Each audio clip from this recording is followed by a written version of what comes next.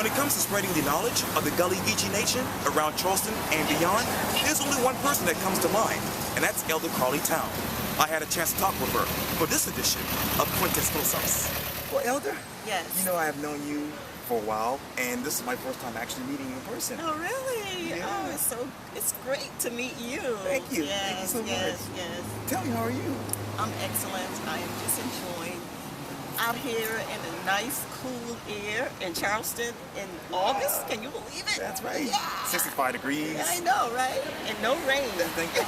And you have some breaking news to report. Yes, we are about to do a TV show, and I'm doing it with one of my partners, Mr.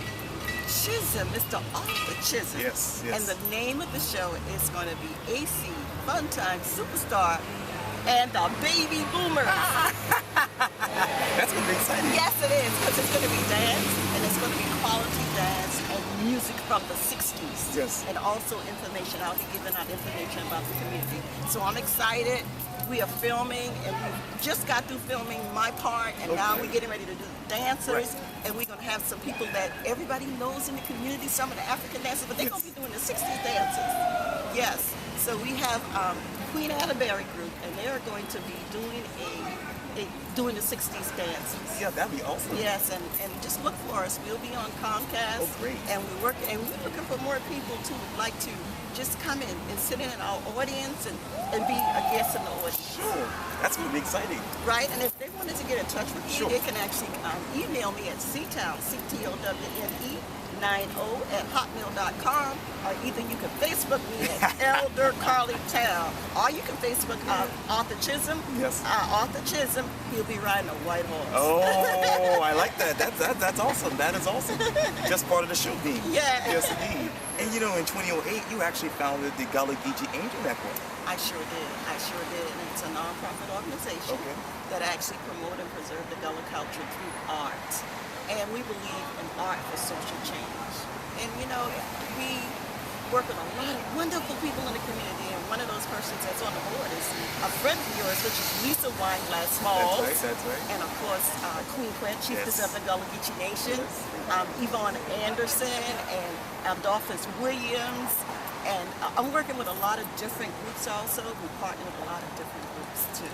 And you know, from what you actually talked to me about this, but you just came back from Boston. I sure did. It was a community involvement, and it was sponsored by the EPA, and it's an organization that actually is a government organization, but it's a way for us to find out what we can do about the brownfields in our community and all the other contaminants. So I wanted to go find out what we can find out what's going on there. Bring it back. And you're the first person to ask me about it, so I'm so glad that you did. Oh no, that's part of my job. Yeah. And you know, also too, a lot of Charlestonians know that you have actually created Elder Towne Production Company, which you actually founded in 1995.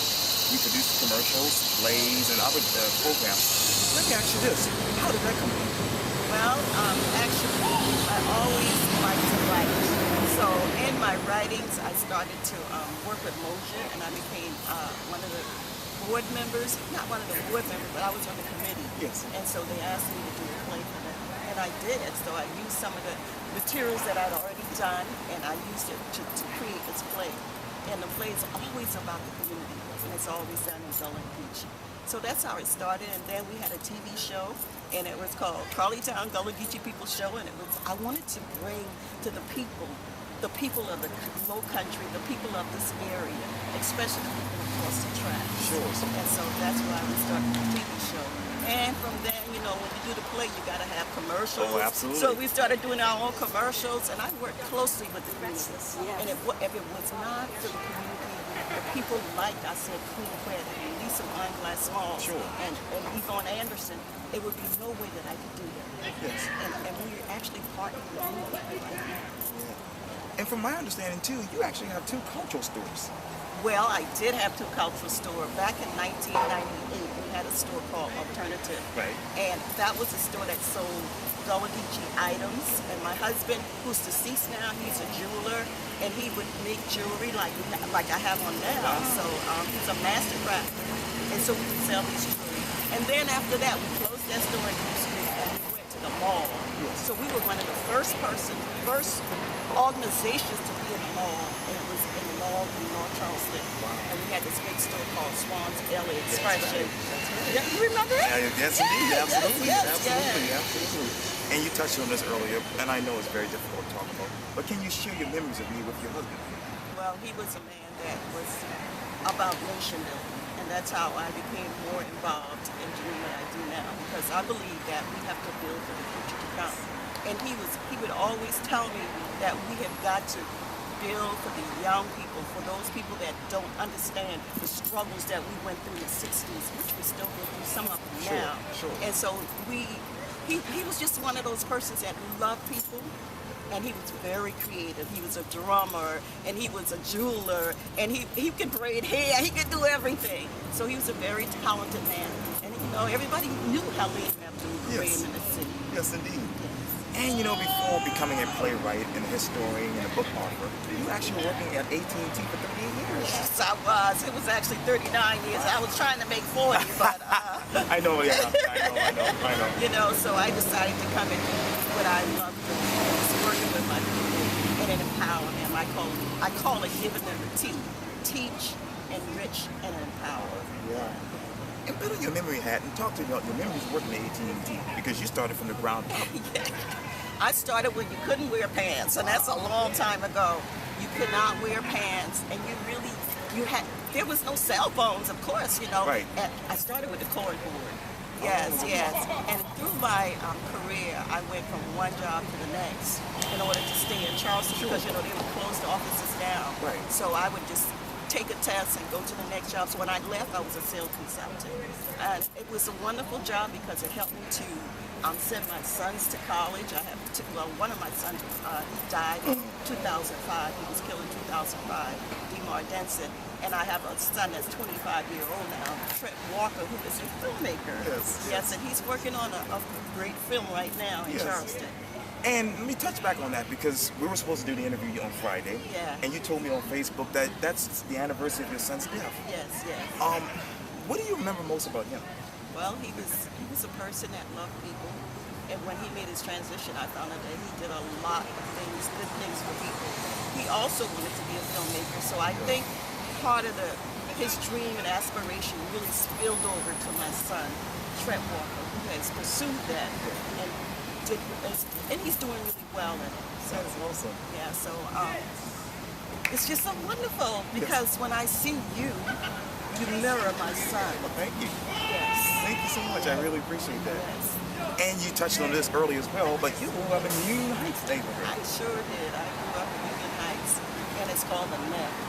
A lot of people that grew up in the Net have really gone on to do great things in life, and it's because we were a close-knit community, and everybody knew everybody. So if you walked down the street and Miss Luella see you, you were doing something wrong, Miss Luella had the right to beat you. And then you got to beat when you get back home. That's right. So, you know, we had everything in that community. We had our own store, our own cleaners. It was self-contained.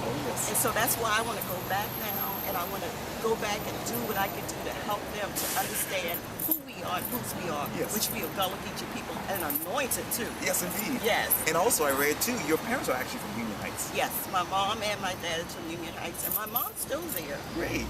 She's 84 years old, and she's doing really well, and she's excited about, when I told her I was coming back to do some things on the hike, she was like, yes, that's right, you gotta come back. So I'm really excited, and I'm really appreciative to those ancestors before us. As we sit here on Marion Square in 1822, Denmark Vesey decided he was tired of his people being enslaved.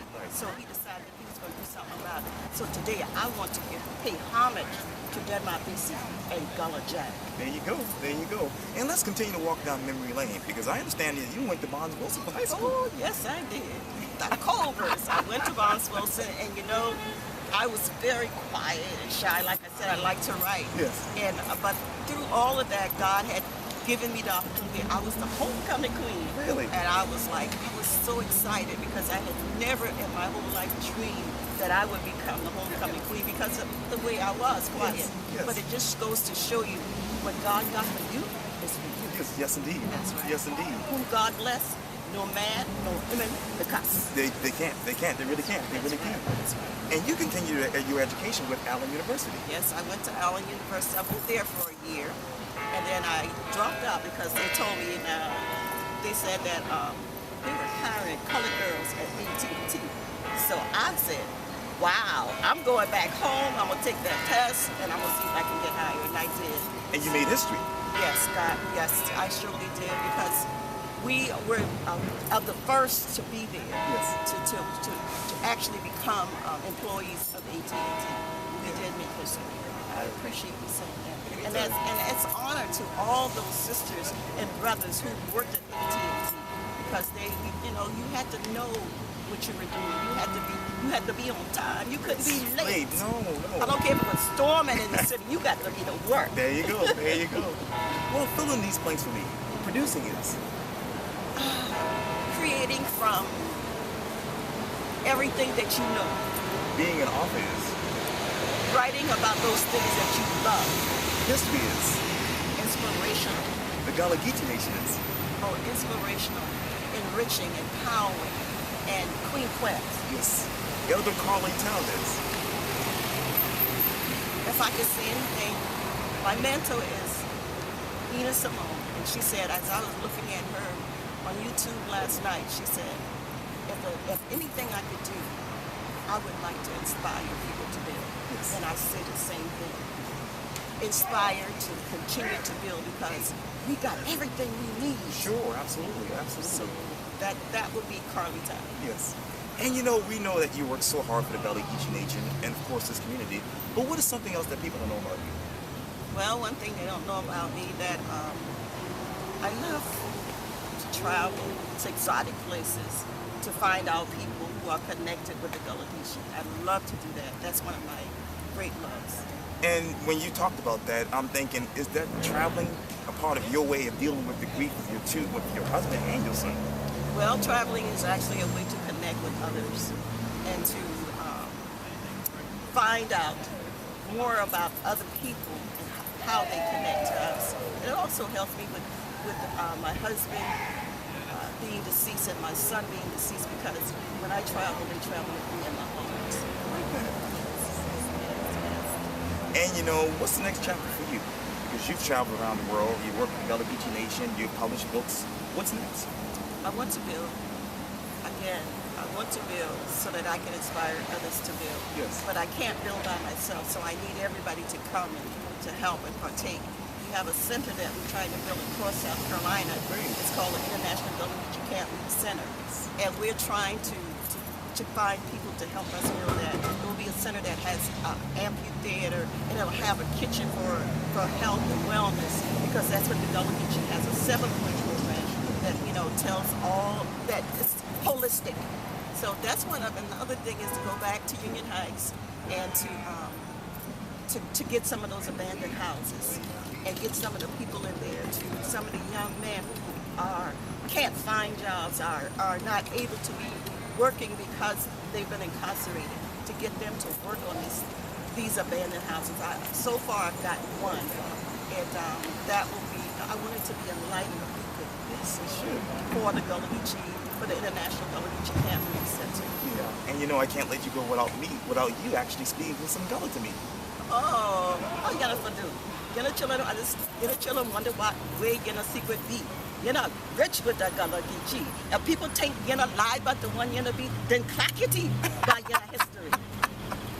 That was good. Thank you. Hey, thank you. I mean, I've had some tooth extraction pain recently, so thank you for doing this. Yeah, thank you so much, and God bless you. Thank God you. bless you. Yes. Yeah. Thank you. That was awesome.